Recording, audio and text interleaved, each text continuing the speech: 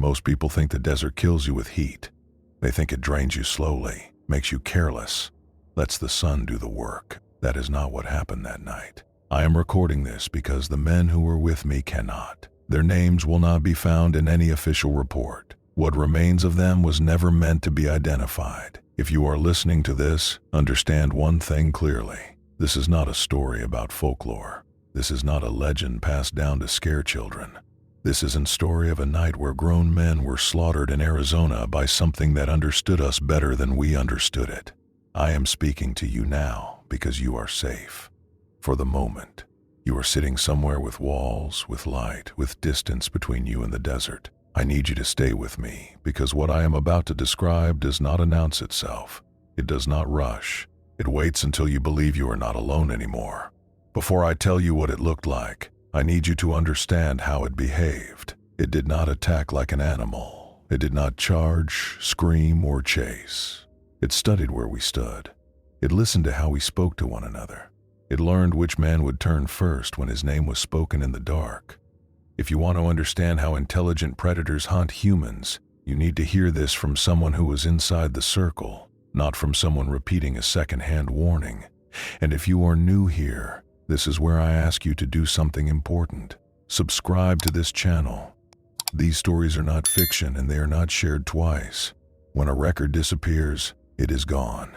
And when patterns repeat, you need to recognize them early. Now listen carefully. My name does not matter anymore. What matters is that I was there. I was one of the men standing in the Arizona desert when we realized that something had been walking with us for hours, waiting for the exact moment we stopped watching each other. This is the night we were slaughtered by a Skinwalker. We were not supposed to be where we were that night. And that is the first mistake people make when they try to understand what happened, because they assume stupidity or bravado played a role, when in reality it was routine, planning, and a false sense of familiarity that led us deeper into the Arizona desert than any of us would later admit out loud. There were 6 of us in total, all grown men, all experienced with long nights, isolation, and the kind of silence that presses against your ears until you start noticing your own breathing. And none of us believed we were unprepared for anything the desert could throw at us, because we had walked these roads before, slept under these skies before, and returned home every time without incident.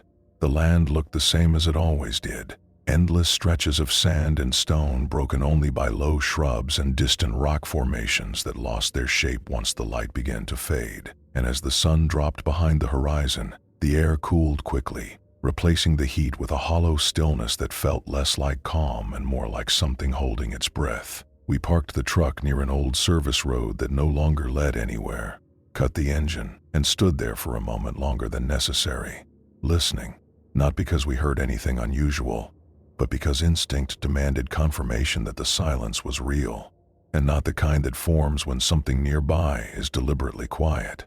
At first, nothing felt wrong, and that was the second mistake, because danger rarely announces itself with noise or movement, and when it finally began to press against us, it did so through small inconsistencies that none of us could point to without sounding paranoid, like the way sound did not travel the way it should have, or how our voices seemed to drop into the sand instead of carrying outward. We began walking along the road, keeping a loose formation, talking about nothing important, filling the space with familiar words as a way of reminding ourselves that we were not alone. And it was during one of these meaningless conversations that I noticed something that would not leave me afterward, which was the way our footsteps sounded wrong, not echoing, not fully absorbed, but flattened, as if something was standing just far enough away to disrupt the pattern. I remember turning to look behind us, expecting to see nothing and finding nothing, yet feeling no relief at all, because the absence felt intentional, like the land itself was participating in whatever was unfolding. It was not fear that settled over us at that point, but confusion, the kind that makes you question your own senses before questioning your environment. And that hesitation, that internal debate, is what allowed the night to close in around us without resistance. Someone laughed, not because anything was funny, but because laughter is what men use to push back against uncertainty, and the sound of it felt wrong the moment it left his mouth, distorted in a way I could not describe, as if the desert had tried to repeat it and failed. That was the moment I realized we were being observed, not watched in the passive sense, but evaluated, measured, and memorized. And although I could not yet see anything, I knew with a certainty that made my stomach tighten that whatever was near us already understood the shape of our group, the rhythm of our movement, and the sound of our voices. None of us said it out loud, but every man there felt the same shift, the same unspoken awareness that the desert had stopped being empty, and that something had stepped into our space without making a sound. The first voice we heard did not come from the darkness in front of us, which would have made sense, and it did not come from behind us either, which would have triggered immediate panic, but from somewhere off to the side, far enough away to sound distant, yet close enough to feel deliberate. It said a name, not shouted, not whispered, but spoken clearly in a tone so casual and familiar that my body reacted before my mind could catch up, and I watched one of the men turn his head instinctively toward the sound, his shoulders shifting as if he were responding to someone he recognized. That was when I understood that whatever was out there had already been listening long before we arrived, because it did not guess, and it did not imitate poorly, and it did not test us with a vague sound, but chose a specific name and delivered it with perfect confidence. No one answered. We stood there, frozen, every sense sharpened, and the silence that followed was heavier than anything I had ever experienced, because it was not empty, and it was not natural, and it felt like a pause taken on purpose, as if something were waiting to see how we would respond. The second voice came closer, not through movement we could track, but through proximity we could feel, and this time it spoke more than one word, forming a sentence that used our own cadence, our own rhythm, mimicking the way we spoke when we were relaxed, when we were safe, when we believed nothing was wrong. That was the moment fear arrived fully formed, not as panic, but as certainty, because animals do not do this, and people do not do this. And nothing that belongs in the natural world waits patiently for you to make a mistake, using your own voice against you. One of the men raised his light, sweeping it across the desert in a wide arc, and for a brief moment, the beam caught movement, not a shape, not a body, but a distortion, as if something tall and thin had stepped just out of range the instant it was illuminated.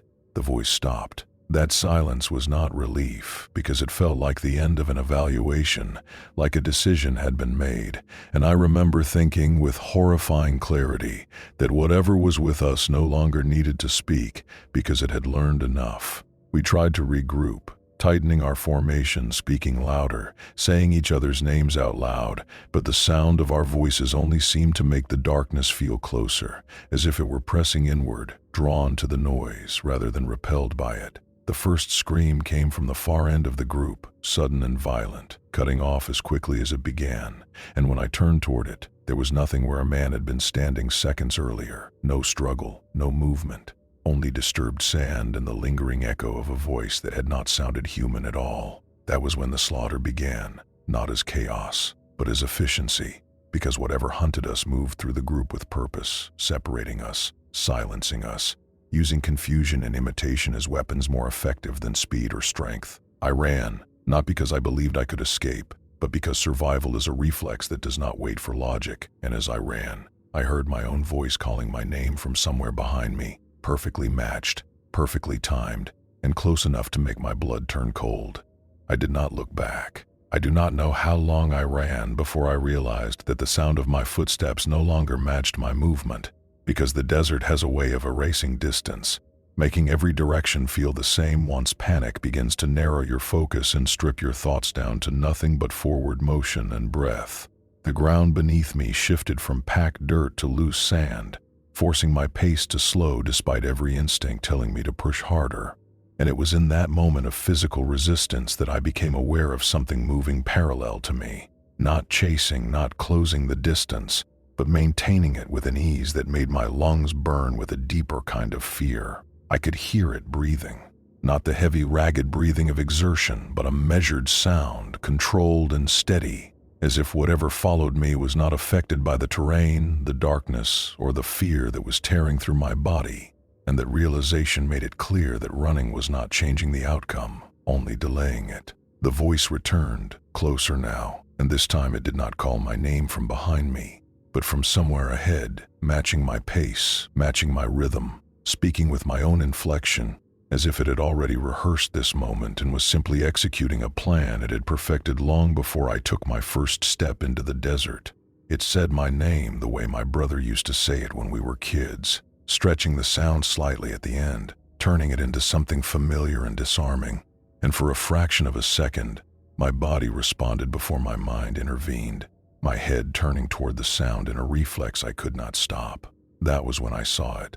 It stood just beyond the edge of the light cast by my flashlight, tall in a way that did not match any animal I knew, its shape wrong not because it was monstrous, but because it was almost human, close enough to recognition that my brain tried to categorize it and failed. Its limbs were too long, its posture too still, and its face, if it could be called that, carried the suggestion of human features arranged in a way that felt copied rather than grown, like an imitation assembled from memory instead of biology. It did not move toward me when I froze, and that was the most terrifying part, because it did not need to rush, and it did not need to threaten, and it did not need to prove anything, since it already understood exactly how this encounter would end. Behind me, I heard another scream, longer this time, filled with pain and confusion, and cut short in a way that made it clear no one would be answering again. And the sound echoed across the desert in fragments, bouncing off rocks and disappearing into the night as if swallowed.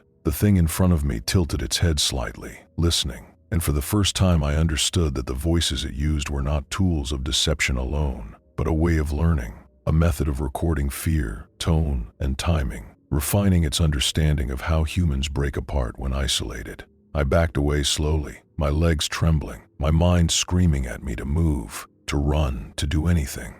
But my body felt trapped between the certainty of what stood before me and the knowledge that turning my back would only invite the same silent efficiency that had already taken the others. It stepped aside then, not toward me, but away, clearing a path that led deeper into darkness, and I realized with a sick clarity that it was not forcing me in any direction, but allowing me to choose, because it already knew that every choice ended the same way. The desert changed after that moment, not physically, but in the way it felt, as if the land itself had accepted what was happening and withdrawn any pretense of neutrality, leaving me exposed not just to whatever hunted us, but to the understanding that this place was no longer governed by rules I recognized. I moved again, slower this time, no longer running, because I had learned that speed did not matter, and that desperation only made me louder, easier to track, easier to manipulate. And as I walked, I became aware of movement in the darkness that did not correspond to a single presence. There was more than one. I could not see them clearly, but I could feel their positions, spaced out, coordinated, responding to my movement with subtle shifts that closed angles and eliminated directions without ever making a sound.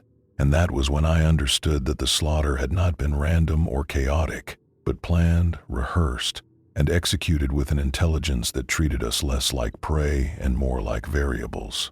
The voices returned again, overlapping now, each one familiar, each one wrong, calling out names, repeating phrases we had used earlier in the night, reconstructing fragments of our conversations with enough accuracy to make my chest tighten and my vision blur. It was not trying to confuse me anymore. It was demonstrating what it had learned. I dropped the flashlight without realizing it, the beam spinning briefly across the sand before settling uselessly at my feet, and in that brief flare of light, I saw shapes moving at the edge of visibility, tall silhouettes stepping in and out of the dark with a smoothness that suggested long practice. One of them spoke again, this time using a voice I did not recognize, higher pitched, strained, and filled with fear. And I realized with a wave of nausea that it was replaying a sound it had recorded moments earlier. Not perfectly, but close enough to convey suffering. That was when I stopped.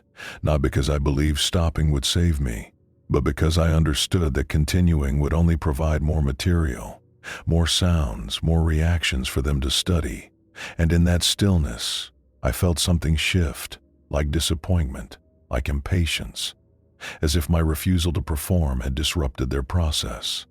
The nearest shape moved then, stepping fully into view, and I could see its skin clearly for the first time, stretched too tight over a frame that did not match it, patterned in places like it had been worn rather than grown, and its eyes reflected the faintest trace of light with an awareness that felt deliberate and focused. It looked at me the way a person looks at a tool, not with anger or hunger, but with assessment, and I knew in that moment that I had already been categorized, my reactions measured, my usefulness determined. The last thing it said to me before everything went dark was my name, spoken correctly, calmly, and without emotion. And that was when I understood that surviving did not mean escaping, but carrying what happened out of the desert, because the night was not finished with me yet. When I came back to myself, the first thing I noticed was the cold, because desert nights turn brutal fast, and the kind of cold that wakes you is never gentle, since it crawls into your joints and makes every breath feel sharp, as if your lungs are scraping against something invisible. I was on my side, half buried in sand, and for several seconds I did not understand where I was, because the darkness looked uniform, and my mind was trying to pretend that uniform darkness meant safety, but my body knew better, because my body was trembling in a way that had nothing to do with temperature and everything to do with the memory of those voices. I forced myself up slowly, keeping my movements controlled, because the last thing I wanted was to become noise again, and I stood there listening so hard that the world seemed to narrow down to the sound of my own blood moving through my ears. There was no wind, which should have been impossible, because the desert always has wind at night, even if it is faint, and the absence of it made the silence feel engineered, like a room prepared for something. I looked for the others, and I did it the way a man looks for keys on the ground, because that is how denial works. And for a few seconds my mind acted as if I might find them standing nearby, angry at me for running, ready to regroup, ready to drive out.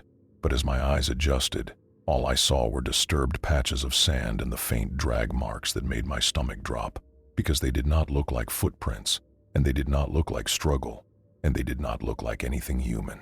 My flashlight was gone, and the absence of it felt personal, because it meant someone, or something, had taken it. And I understood immediately why, because light is how humans draw borders, and whatever hunted us did not want borders.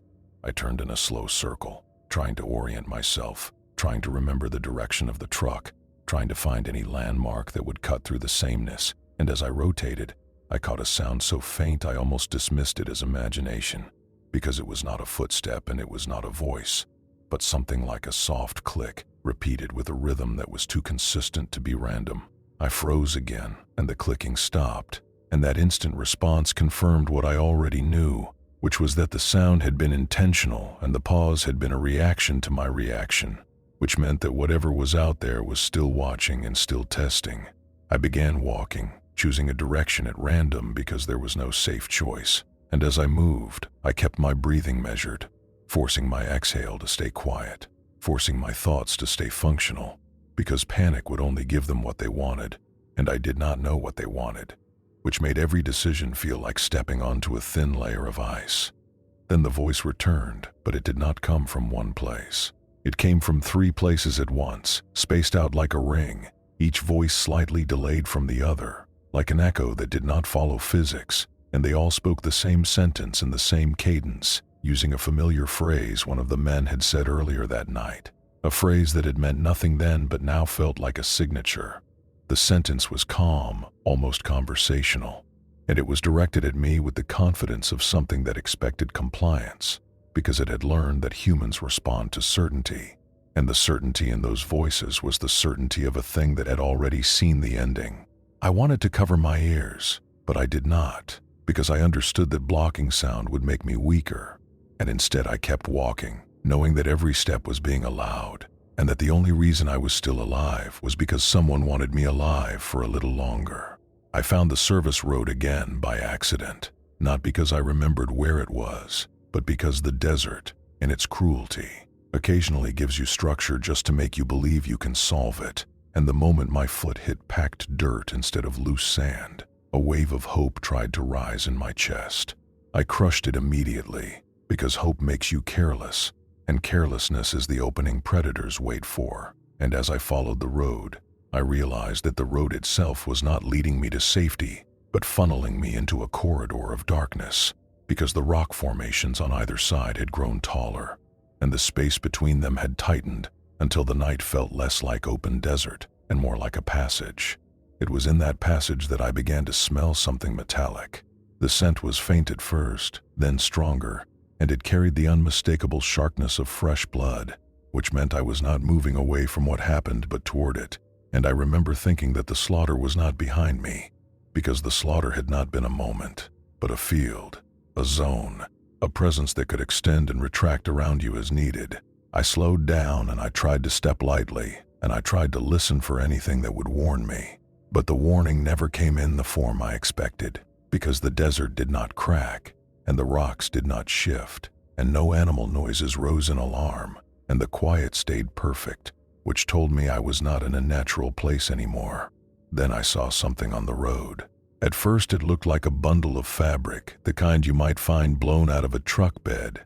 But when I got closer, I recognized the pattern on the shirt, and my throat tightened so hard I nearly gagged, because it belonged to one of the men, and the way it lay there was wrong, because it had been placed carefully, not dropped, and it faced me like a marker.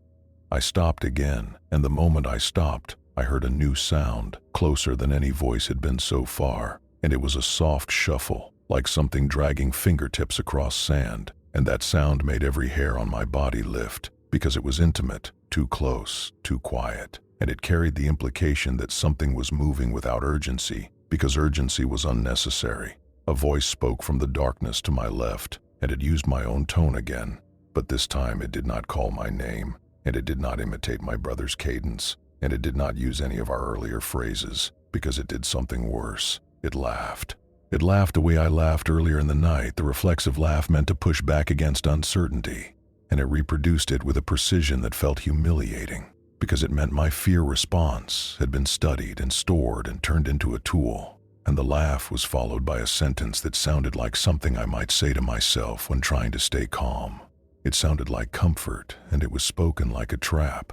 I forced myself to keep moving, stepping past the shirt without touching it, and as I passed, the smell of blood intensified, and I knew I was nearing something I could not erase from my memory, and I understood then why I had been allowed to live, because there are outcomes worse than death, and one of them is being made into a witness for something that should never have witnesses. As the passage opened into a wider basin, I saw the first clear sign of what happened to the others, and my body reacted before my mind could form words, because the scene was arranged, not chaotic, and the arrangement was the signature of intelligence, which meant the slaughter had not been hunger. It had been a message.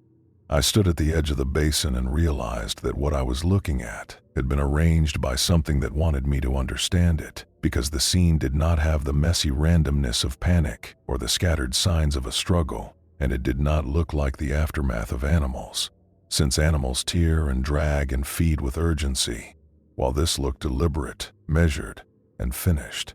The first thing that hit me was the stillness, because even my own breathing sounded too loud, and I could feel my body trying to reject what my eyes were taking in, as if nausea could protect me from memory. But the desert does not grant mercy, and it certainly does not erase images once they settle behind your eyes.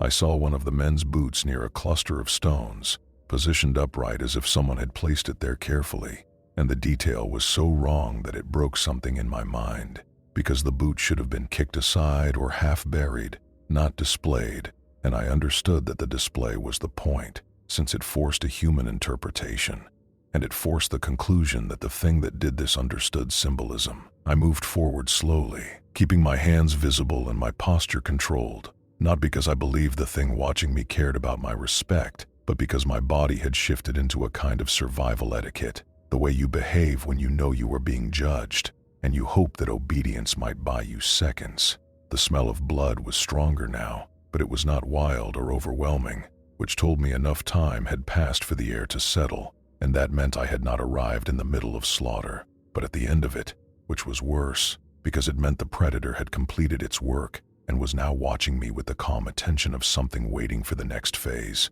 I found a patch of disturbed sand that looked like a kneeling point, as if someone had been forced down or had collapsed, and beside it I saw deep grooves that ran in parallel lines, too long and too evenly spaced to be made by frantic hands, and that detail made my throat tighten, because it suggested restraint, control, and intent, and it suggested the men had not died in a storm of chaos, but in a sequence. My mind tried to reconstruct the order, because that is what humans do when they face something incomprehensible, and in that reconstruction I kept seeing the ring of voices, the way names were spoken from different directions, and I understood that the voices were not just mimicry, but coordination, because the voices separated them, turned them, repositioned them, and then the thing moved in silence through the gaps that fear had opened. I heard a sound behind me then, and it was so soft that it did not register as danger at first, because it was not a footstep or a branch snap, but a slow exhale, controlled and quiet, as if something were close enough to share the same air with me. I did not turn quickly, because a quick turn is a challenge, and I had learned that the thing did not react like an animal, but like an intelligence that considered choices, and I turned slowly until my lightless eyes could make out a shape against the darker darkness. It stood there in the shallow depression between two rocks, tall and motionless, and the outline was wrong in the same precise way as before, because it was too human in posture and too inhuman in proportion. And the longer I stared, the more my brain tried to assign it a face, and the more it refused to settle on anything stable. The shape spoke, and it did not use my voice this time, and it did not use any of the men's voices either, because it chose a voice that sounded like a recording played through a broken speaker, thin and distorted, and it said a sentence that made my blood turn cold, because it was a sentence I had not spoken out loud that night, but had thought silently when the first name was called. It said, in that damaged imitation, that it knew I wanted to go home. I felt the ground tilt under my feet, not physically, but psychologically, because if it could reach into the unspoken, then distance was meaningless, and privacy was a fantasy, and I finally understood that I was not dealing with a predator that was merely hunting bodies, but with something that was learning human interiority, which meant it did not just want flesh, but access.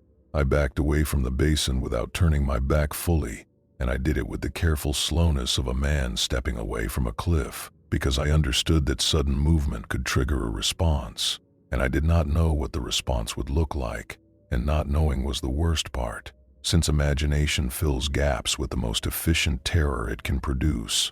The shape did not follow in the way a person follows, and it did not stalk in the way an animal stalks, because it stayed where it was, and yet it remained present, and I could feel that presence moving around me without motion, like pressure shifting in the air, and I realized that the reason it did not need to chase was because it had already shaped the environment, meaning the desert was not neutral ground anymore, but a controlled space.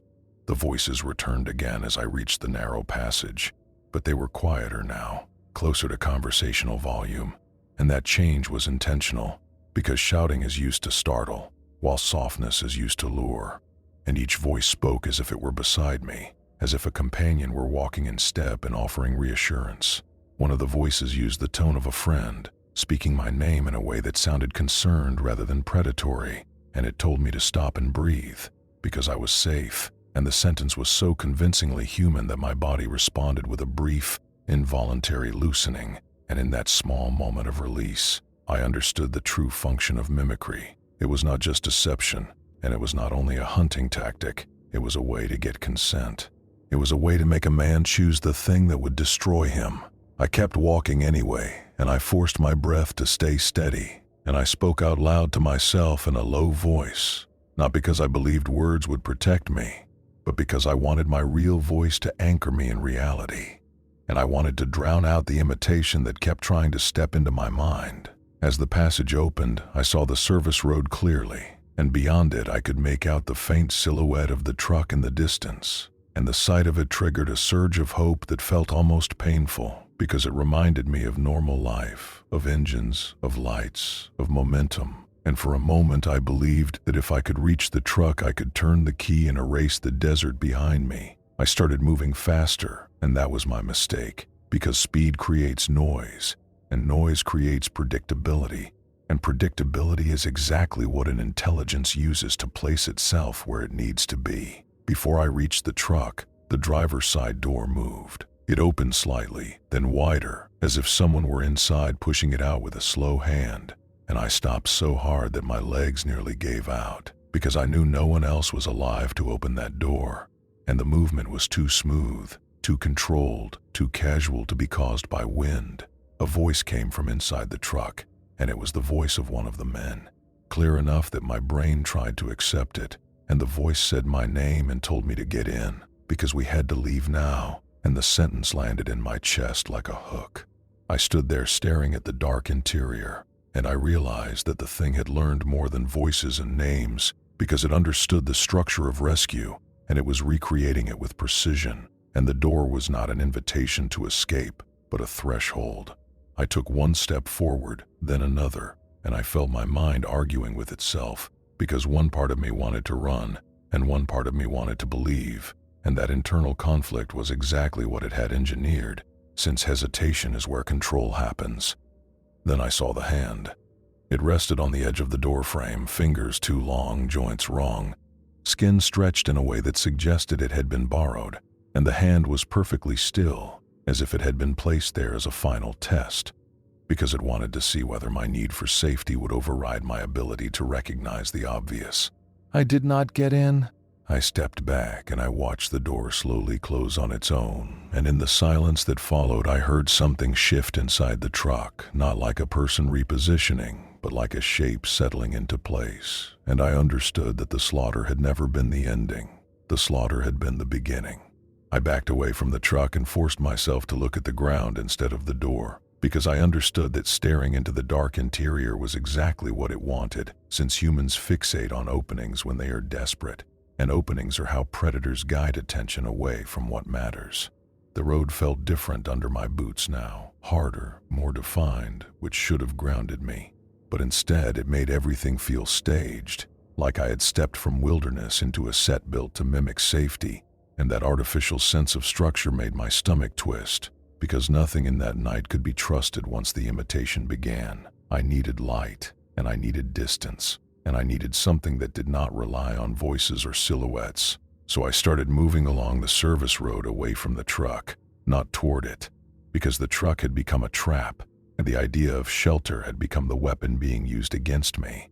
As I walked, I tried to remember the exact sequence of our arrival, because memory is one of the few tools you have when everything else is compromised, and I focused on practical details, like the direction of the sunset, the angle of the rocks, and the position of the road, because those details do not lie the way voices lie. Then I heard the engine. It started behind me with a clean turnover, as if a competent hand had turned the key, and the sound of it should have been the sweetest sound in the world, because it meant power, mobility, and escape. But the moment it reached my ears, it felt like a violation, because it was impossible. I stopped and turned slowly, and I saw the truck's headlights flicker on, bathing the road in pale light, and for a brief second I almost moved toward it, because the human brain will always lean toward what looks like rescue, even when logic screams otherwise. The driver's side window lowered. A shape leaned toward the opening, and I could not see the face clearly, but the posture was unmistakably human, and that was the point, because posture carries authority, and authority is how you get a person to obey without force. The voice that came out of that window was calm, firm, and familiar, and it spoke with the exact rhythm of a man who believed he was in charge, telling me to get back, telling me to stop walking away, telling me we were leaving now, and the tone was so accurate that it made me feel ashamed for resisting, as if I were being irrational. I realized then that it was not merely copying sounds, but copying social structure, because it knew which voice would command, and it knew which words would trigger compliance, and it was using those tools like someone trained. I did not answer.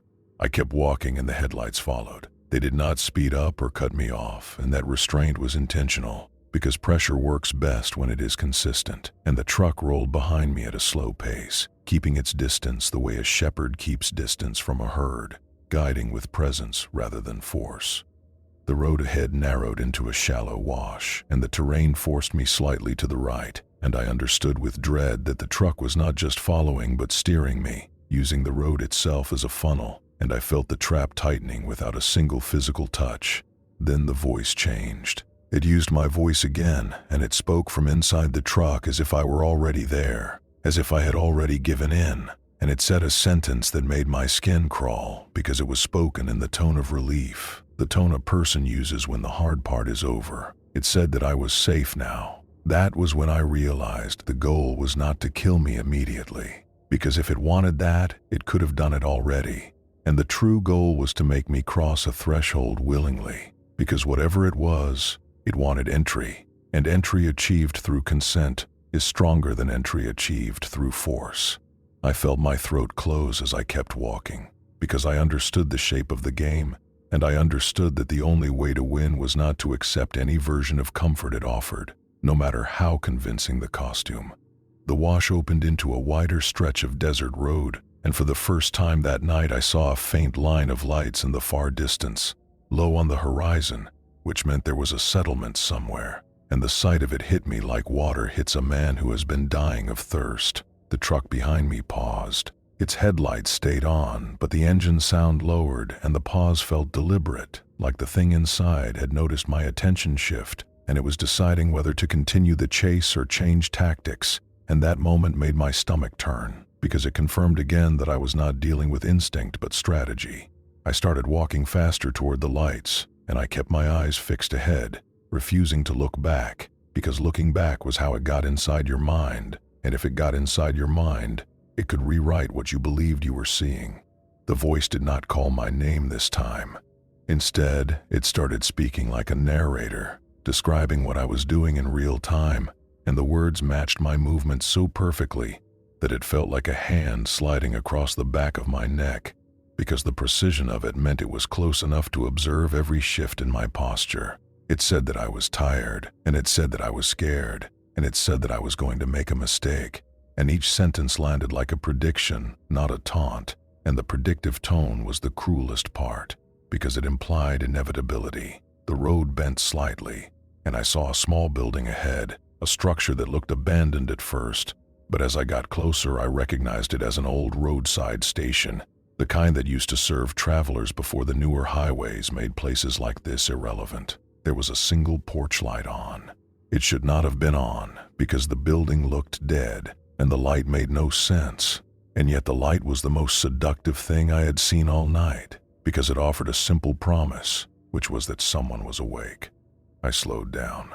I told myself not to approach, because a single light in an empty desert is not safety, it is a signal, and predators understand signals. The voice behind me became softer, almost kind, and it told me that I could rest. And the sentence was delivered like a friend offering a hand, and for a moment the exhaustion in my body tried to take over, because the human mind is built to accept relief. Then I heard another sound. It came from the building. It was a knock. Not on the door I could see, but from somewhere inside, like someone tapping wood lightly to get attention, and the knock repeated in a slow pattern, and the pattern matched the rhythm of my footsteps, and that connection made my blood go cold. I stopped moving. The knocking stopped. The porch light flickered, then steadied, and in that flicker I saw a figure behind the window, just a silhouette, and the silhouette lifted a hand in a small gesture that looked like an invitation.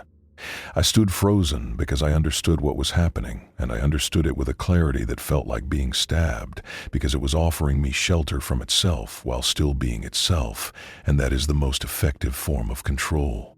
I turned my head slightly, just enough to see the truck behind me without looking directly at it, and the headlights were off now, and the road behind me had become darkness again, and the sudden absence of light felt like the removal of a guardrail. In that moment, I realized the trap was complete, because behind me was darkness, and ahead of me was a lit doorway, and both were controlled, which meant the only escape was not a direction. The only escape was refusing to choose. I stepped off the road into the sand, moving away from both the building and the truck, and as I did, the porch light went out, and the darkness thickened, and I heard the voice again, not angry, not loud, but disappointed, as if it had expected me to be easier. It said my name one last time, and the way it said it carried something close to patience, which told me the night was not ending, because things like this do not give up. They only adjust.